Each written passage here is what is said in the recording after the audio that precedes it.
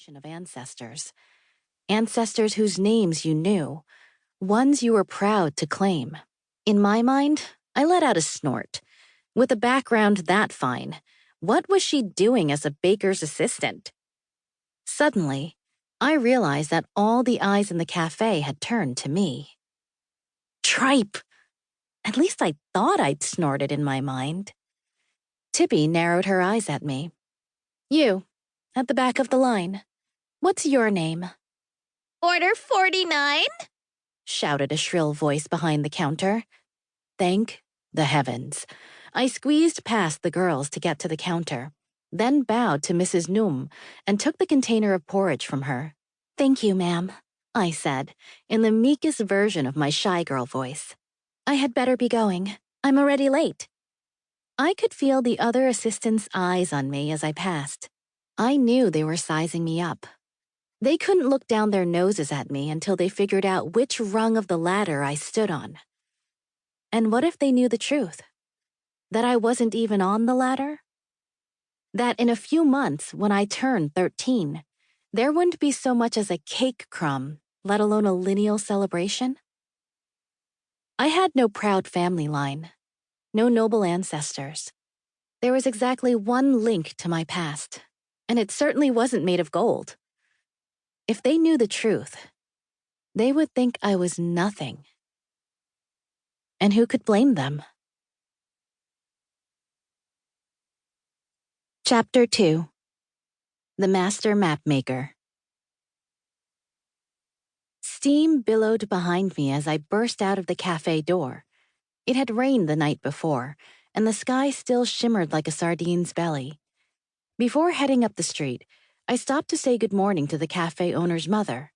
She was in her usual spot on the side porch of the cafe, but instead of sitting in her chair, she stood leaning on her cane, her wrinkled face turned out to the sea. Good morning, Grandmother Noom, I said softly. She couldn't see anymore, but the woman could hear like a fox.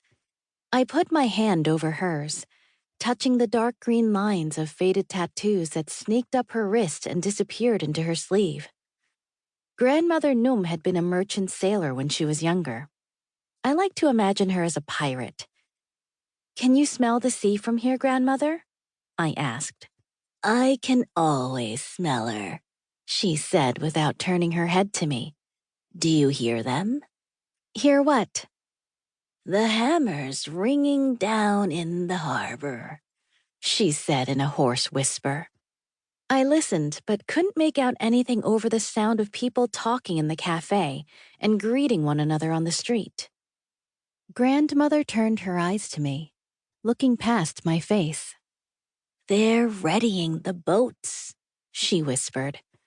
I can hear 'em hammering the copper to the hulls. We're going to war again.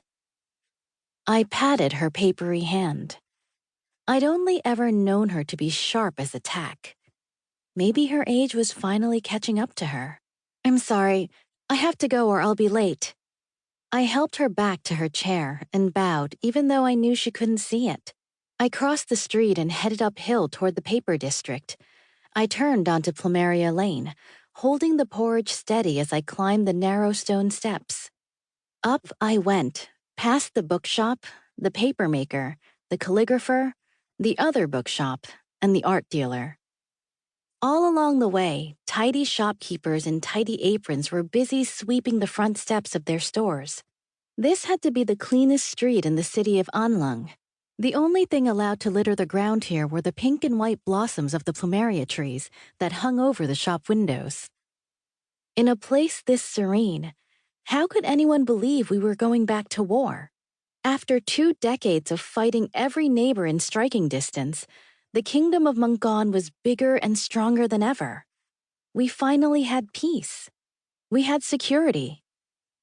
It meant I actually had a good job for once. At the top of the hill, the Temple of 9 Islands loomed over the street. The monks had come back from their morning walk by now, and they began ringing the temple bells, deep and slow. I was still early for work, but my feet skipped every other step until I finally reached the shop. Over the front window, a cotton